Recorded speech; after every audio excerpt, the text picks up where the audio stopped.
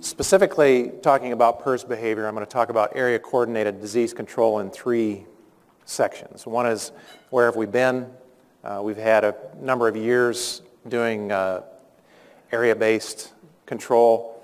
Where have we been? Where are we now? How's it led up from then to here? And just some thoughts on where we're going. Before I get into the meat of the presentation, though, I just also want to thank, as the others have, the people that make projects work. Producers, vets, diagnosticians, researchers, allied industry, those that are involved in these area projects. Like Tim said, they're a lot of work. There's a lot of time and effort and pain and agony that goes into getting these things done. And so I want to thank all of those that are in the audience that are involved in these and many that aren't here. Also the organizations that enable these projects to happen. National Pork Board, ASV, PRRS-CAP. There's a lot of organizations that are enabling and supporting these projects. And then also, personally, I want to thank all my colleagues at BI. There's a lot of people that I work with, have the privilege to work with, that support the efforts of these area projects as well. So, where have we been?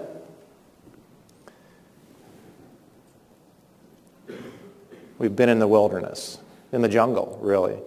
When PRRS first came to our attention, putting it nicely, almost 2 decades ago, it was very murky, dark type of time for us as an industry, and that's what we had to start with. We had to figure it out from there. As the years went by, we built roads, and they weren't easy roads to build. A lot of switchbacks, a lot of rough terrain. It was tough going. We didn't necessarily have very good tools. I tried to find an image that reminded me of tools that we had when we first started with PRRS. And for example, this guy.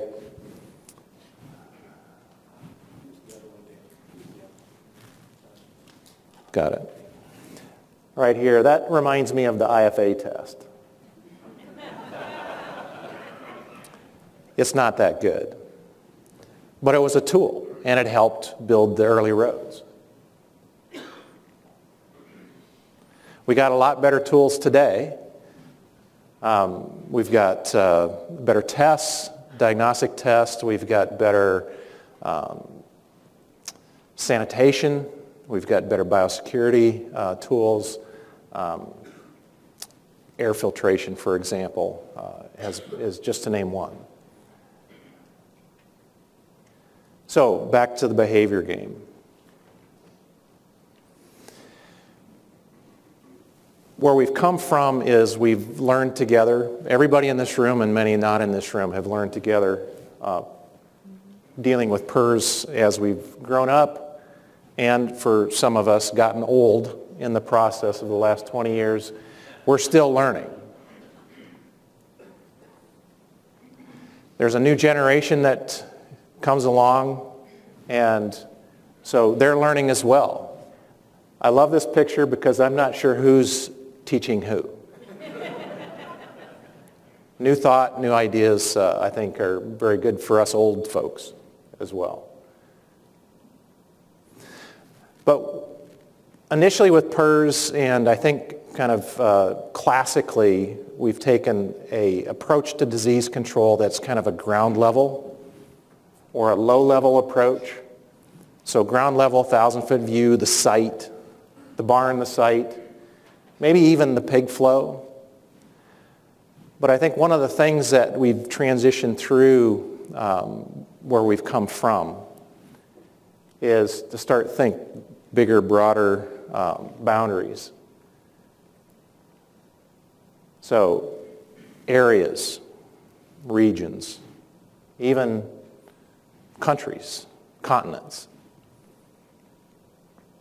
And that's the type of thinking that as an industry we've gone through and has led us to a point where we start thinking, okay, well, and this is reviewing history, maybe we can eradicate this thing, and maybe we do it from the outside in or the inside out, or there was a lot of debate, still is for that matter, on how best to do that, but I hope this works because it's going to go through a transition.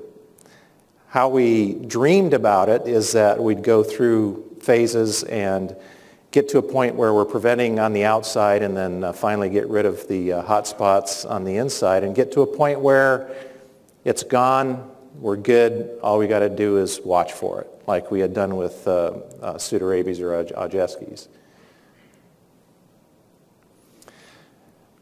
So how did we think we were going to accomplish that? Just want to go through some very basic foundational thoughts that support an area-based approach.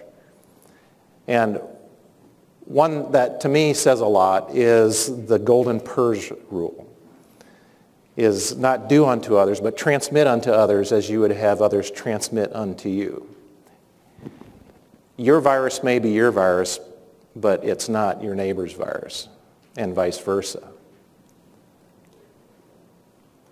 Working together is another fundamental principle. Not just working together, but working together with some direction. And I think that's one of the things that an area-based approach has offered, is the infrastructure to work together, but also work together with some direction. And just being better together. I don't know if you guys are Oreo fans. My kids are. Oreos and milk go better together than either one by itself. Peanut butter and jelly, especially on toast, goes better together. A lot of us can do things kind of in and of ourselves, and that goes for individuals, that goes for companies. But if we're going to make progress against this type of disease, Tim categorized it as viruses, and I think that's a good target, is we're going to make the best progress if we do it together collaboratively. That requires change. So as we were coming through this transition, we said, okay, well, how hard can that be? And I have this illustration here because that's the first computer I ever built. Kind of a geek, I'll admit that. And I wanted to build a computer because I got tired of the computers that I would buy not working and not knowing what to do, other than take it to somebody and pay them lots of money to do something to fix them. So all you got to do is you go on Amazon for Geeks, otherwise known as Newegg, buy the parts, and they're all here and in the next slide: motherboard, memory, processor, some hard drives, and so on, graphics card software. Get a few peripherals, the case, and put it together. It's easier than you think. And then you push the button, and that's the satisfying feeling, is pushing the button and the computer boots up and you get your monitors pop to life, and there you go. How hard can it be?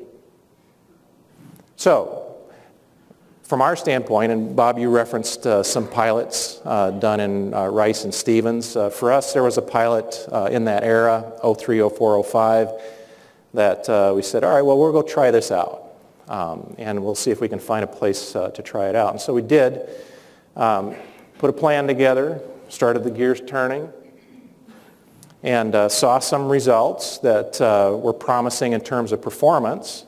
This is just a shift in marketings, or percent marketings, pre-post project initiation.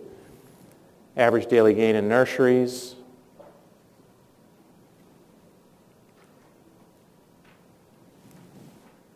Average daily gain in finishers. So we saw some favorable things in terms of performance.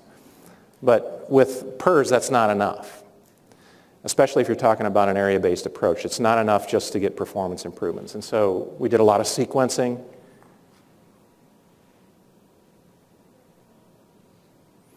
and saw some very favorable disappearance of wild-type viruses over our 7-month turns. So that was encouraging. So we said, well, this could work. We see some other things going on around the country. Let's jump in and try and make this work. So where are we now? We've gone from a few projects to a few more, to a few more, to a few more. And they've gone in waves. They start, and then the next wave starts, and the next wave starts, and there's another one. This is a dated slide, but they kind of go in waves. They're not as clean as computer builds. Okay, they're a lot messier. And I use these examples because the artist that creates these paintings, it's a very messy process that he used.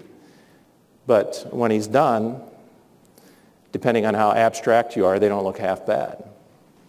The guy that created these paintings is a guy named Jackson Pollock. And he would take his paint can and just throw paint on canvas and end up with stuff that didn't look half bad. That's kind of the process of setting up area projects. It's kind of a messy process. You get paint on yourself, and people are involved. It's always going to be a little bit of a messy process, but it doesn't look half bad when you get it up and running. So with that, where are we going? I want to break this down into kind of 4 sections. You have to have a culture that embraces the approach. It doesn't work if people do it reluctantly. It has to be embraced.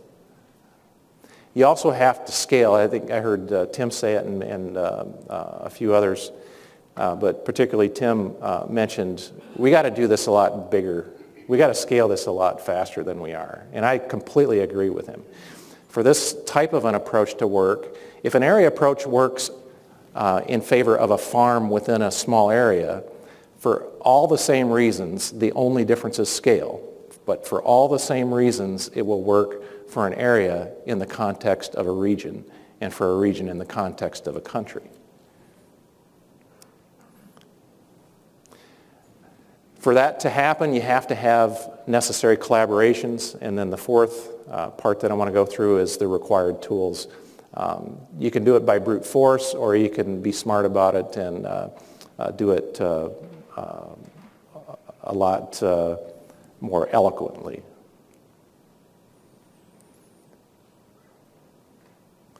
So, prerequisite culture, let's start there. If area coordinated disease control is going to be sustainable, it has to be widely accepted and applied. And kind of in the backdrop of this slide, I have this diffusion of innovations theory that was developed by Everett Rogers. Anybody here from Carroll, Iowa? Nobody? If you were from Carroll, Iowa, you would know Everett Rogers. He's a Carroll, Iowa native. Did the research at Ohio State, spent some time at New Mexico State. On faculty there, but this work was done at Ohio State. The Ohio State, I'm sorry, apologies to the Ohio State people. But you have those that start and those that see what's going on with the innovators and kind of start themselves. And then it goes through this process of the majority, early and late, then come on board and the laggards. But one of the things that also is part of the diffusion of innovations theory, which I really appreciate because it's reality, is this slide. Is that early on, when you first start something that is different, an innovation, you get to a point where you can fall off the cliff, or it can shoot the gap and you can keep going. Okay, and that's called the chasm. And so I think that's kind of where we're at. I think that's where we as an industry, we're kind of right in here. What are we going to do if this is useful? What are we going to do to shoot this gap so that it becomes common? Okay, this could also be described as the chasm. Okay, if we take this road, it's not just this nice little thing it looks like you could step off of. We could fall off the cliff if we don't do this right. So, in terms of scale, one of the things I think is really interesting is the rate of acceptance of technologies after they're first introduced. And I found this graphic that shows the acceptance rate in terms of years since the particular innovation was created. So here's airplanes, here's cars, here's telephones. And it took a long time for them to really start taking off. Television took off in a hurry because I think it fed our lazy internal nature. But something that has taken off a lot earlier, a lot faster, computers, mobile phones, and internet. And I think that's something that we have to recognize about all new different kinds of approaches is where would an area-based approach fall on here? I think it would be more similar to kind of a slow acceptance. And if it's valuable, if it has value not just at the site level, at the business level, but to an industry, what can we do to accelerate that? What can we do to... I have this graphic because I see the person in this little space as kind of the people that are doing the area projects that are out there today. And what I mean is they're doing them well and filling the space that their project is related to. But one of the challenges I want to offer to people that are doing projects is to start looking beyond your project. And to keep looking beyond your project, because I know a lot of you are.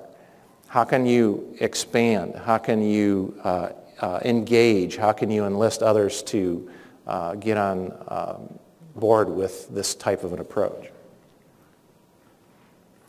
And this is what the box looks like today. And I don't even mean engaging in the sense of kind of state by state, because this isn't a top-down state to producer type of an approach. It's a grassroots approach, and so it has to be county by county if you want to get more granular. This is just a county map. I think it has to be that granular. It has to be that grassroots. It's not going to be dictated to you. You don't want it dictated to you. You want to be the drivers of it. Now, obviously, there's constraints. This is the classic triangle in project management. Constraints of cost, of time, and of scope. So it does take a lot of time, and there's always concern about managing scope with any kind of a project, and area projects are no different. It can get too big too fast, and then the costs associated with it. How's it going to be funded? But all three of those areas, scope, cost, and time, have one particular goal, is to make us better off. Help us make better decisions so that we're better off. Now, obviously the devil's in the details, but we won't have time to go into a lot of details, obviously, because if you're like me, you're hungry. But just a little bit more on necessary collaborations. There's right and left brain people, the technically inclined and the relationally inclined. Okay, the techies are the blue, the relationally inclined are the green.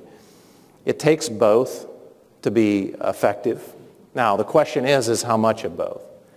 If you're a techie, well, you say, well, of course it takes more tools and technology to make this work.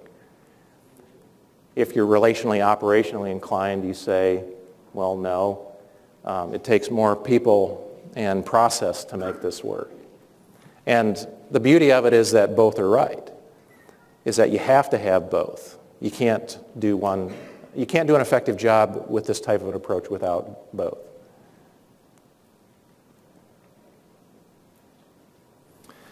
So for the people and process part, the keys, the absolute keys are the producers and veterinarians in those areas, in the grassroots in those areas.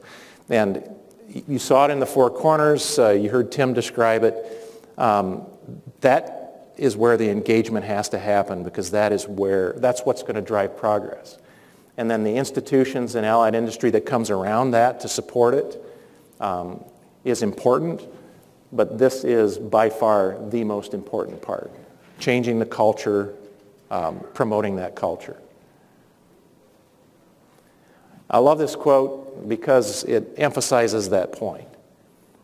A guy named Jerry Sternin said, "It's easier to act our way into a new way of thinking than to think our way into a new way of acting." And to me that communicates a couple things, is that we can't wait to take a chance to try something for someone else to come and say, "I guarantee this will work for you." It's not that easy. I think we have to take a step of faith, so to speak, and try stuff and see if it works.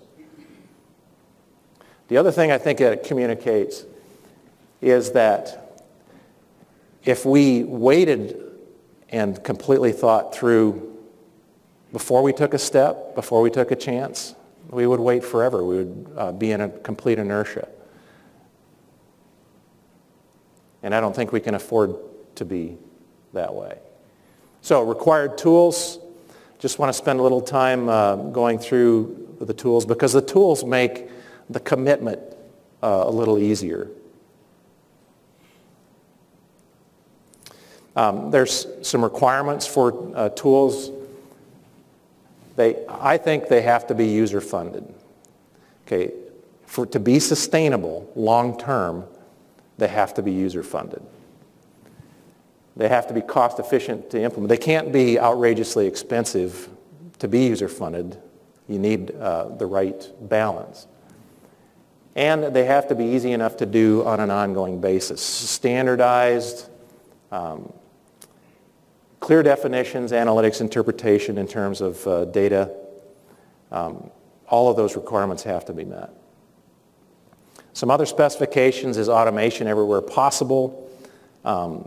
And someone doesn't have to go out and build something from scratch that replaces something that's already in place or pieces that are already in place. I think we can take an approach of linking together best in class and taking advantage of work that's already been done in more specialized areas.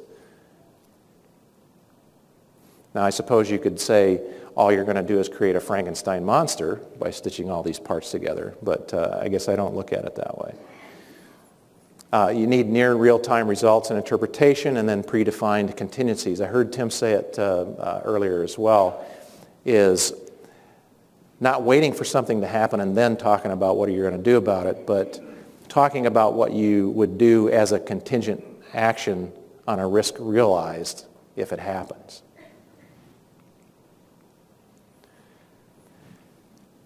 At the end of the day, everything, tools included, have to support well-informed decision-making.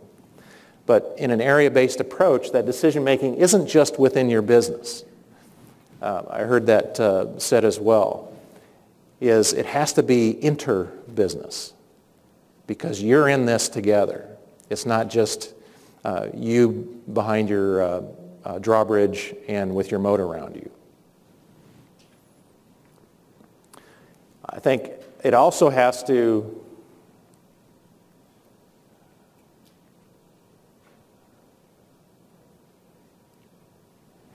support research and effective learning. I think research is a key part of this because research supports learning. But I think that one of the things that we have to find the right balance with is institutional versus industrial. What's the right balance between institutional learning and industrial learning? And then obviously an effective training and education support structure, and then it has to be supported by constituents as well as leaders. I'm going to skip a few of these.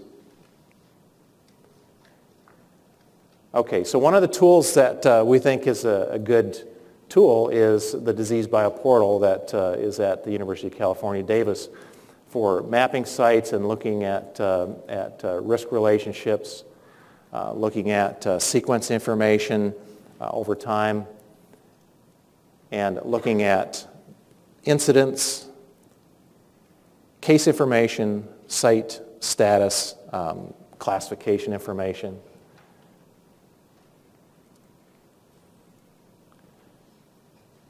And we've been working with Davis, Beatrice, there's Beatrice right here, the director at the CAD-MS responsible for Bioportal, on working with this tool and adapting it to PRRS. That's the excuse to start, though. It's not the end goal. It's only the excuse to start to apply it to other things that it's well suited for. And then just a couple slides on these last 2 points. Platform for data transfer. Roger mentioned it earlier and didn't mention this part, but it's all wrapped up into what he had mentioned earlier. And this is a similar but a little different version of the diagram that he put up about what happens up here is what has always happened with diagnostic information. Between labs, and I just have 3 examples, Iowa State, Minnesota, South Dakota, it could be any lab. Samples come in, results go back. That happens, it continues to happen, it will always continue to happen. But then the question is, how do you leverage the data beyond that? And I know how painful it can be because, I'll do the same thing a lot of you guys do, is you get a bunch of data in, you throw it in a spreadsheet, you do a lot of manipulation. It's a lot of work. There's easier ways to do that, as long as you meet those design specifications that we talked about earlier.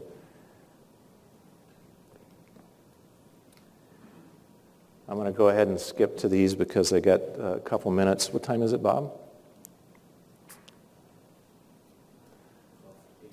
Okay, wow. Sorry about that. I'm really going to skip a bunch of these.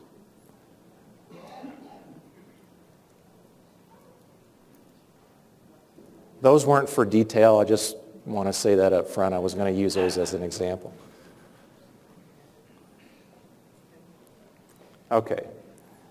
Let me just skip through these.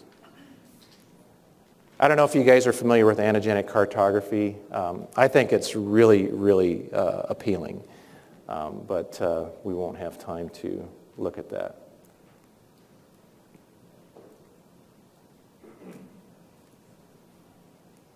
Okay, so took a long kind of convoluted route, but finally we're here. And so at this point you might be asking yourself, but why are we here? We're standing outside the door of Area Coordinated Disease Control. We're here because we need to know how to play the PRRS behavior game. We need to understand what we're dealing with. We also, I think, from here forward, we need to understand what the keys are to sustainability. Cost effectiveness to implement and scale, capable and committed to do perpetually, and delivers ongoing value for participants. Tim mentioned it in some of the stuff that he put up towards the end. That is absolute key. Now, when we first try and do stuff, we're not going to necessarily get it right. We may have a few casualties along the way. But if we stay at it in tough terrain, we'll build a pretty elegant road through some tough terrain. Okay, so I'm going to end with this. I've called this Area Coordinated Disease Control, and I haven't called it until now Area Regional Control. Okay, well, I have a reason. Sitting around thinking there's got to be a better name for this than Area Regional Control. I mean, I think I've heard you say, Bob, area region is kind of redundant. I mean, ARC kind of rolls off the tongue, but that's more the artsy side of the brain than the practical side. So area coordinated disease control is an option, but those of you who are Australian And if you're not Australian, those of you who are rock and roll fans will know that that name's already taken. But that's not a problem. I think that we may be able to recruit these guys as spokespersons.